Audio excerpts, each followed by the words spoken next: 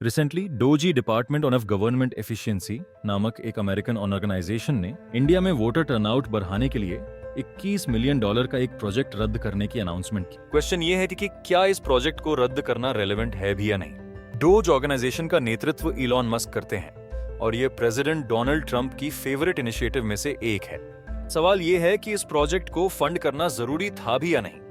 हम इस सवाल का डिटेल में एनालिसिस करेंगे। दुनिया के दो सबसे बड़े डेमोक्रेसीज इंडिया और अमेरिका। एक तरफ इंडिया, विशाल पॉपुलेशन, डाइवर्सिटी और कॉम्प्लेक्सिटीज से भरा देश जो अपनी वाइब्रेंट डेमोक्रेटिक प्रोसेस के लिए जाना जाता है। दूसरी तरफ अमेरिका, स्वयं को डेमोक्रेसी का सेंटर मानने वाला, लेकिन रीसेंट ईयर्स में इलेक्टोरल प्रोसेस को लेकर सवालों से घिरा हुआ। सोचिए जरा, $21 मिलियन इंडिया में वोटर टर्नआउट बढ़ाने के लिए। इंडिया दुनिया का बिगेस्ट डेमोक्रेसी, वो देश जो हमेशा से स्मूथ और इफेक्टिव इलेक्शंस ऑर्गेनाइज करने के लिए जाना जाता है। क्या यह वाकई जरूरी है या फिर यह कुछ और स्टोरी है? इंडिया का इलेक्शन कमीशन 1.4 बिलियन लोगों के लिए इलेक्शंस ऑर्गेनाइज करता है।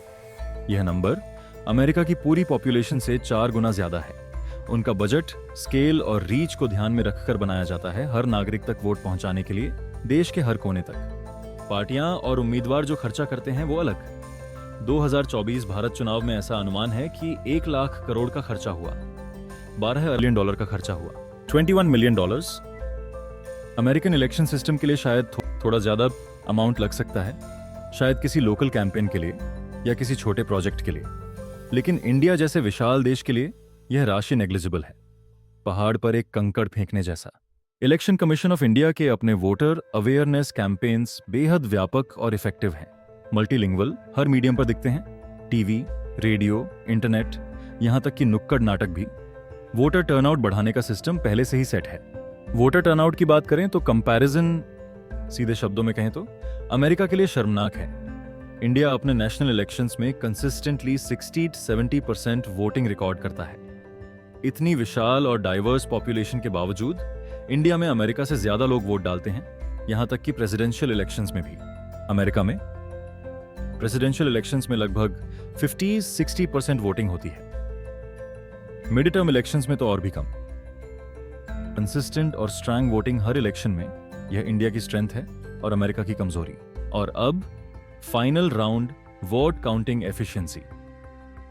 इंडिया करोड़ों वोट्स की काउंटिंग एक नेशनल इलेक्शन के लिए एक ही दिन में करता है। एक दिन। रिजल्ट्स लगभग इलेक्शन वाले दिन ही आ जाते हैं। सोचिए, स्पीड, एफिशिएंसी, ऑपरेशन का स्केल। अमेरिका हफ्तों। वो वोट काउंटिंग को हफ्तों तक खींच सकते हैं, खासकर क्लोज रेसेस में तो पूछो मत। Paper ballots, mail in voting की complexities, decentralised systems, recounts, legal challenges, ये सब मिलकर एक slow, often tension filled process बनाते हैं, जो सच कहें तो थोड़ा क्योटिक लगता है। President Trump, Elon Musk sir, ये एफिशिएंसी का शानदार एग्जाम्पल तो नहीं है। शायद $21 मिलियन आप बेहतर उपयोग कर सकते हैं अपना सिस्टम सुधारने के लिए। तो सीधी बात है, इंडिया में वोटर टर्नआउट के लिए $21 मिलियन, जब इंडिया का इलेक्शन सिस्टम पहले से ही ज्यादा एफिशिएंट और ज्यादा सक्सेसफुल है अमेरिका से।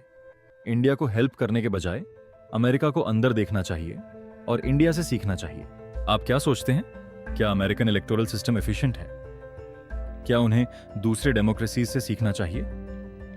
इस इंपॉर्टेंट इशू पर अपनी राय जरूर दीजिए। मुझे उम्मीद है कि आप लोगों को वीडियो पसंद आया होगा। अगर आपको पसंद आया तो वीडियो को लाइक और सब्सक्राइब करें। इससे हमें ऐसे वीडियो बनाने के लिए एनकरेजमेंट मिलेगा।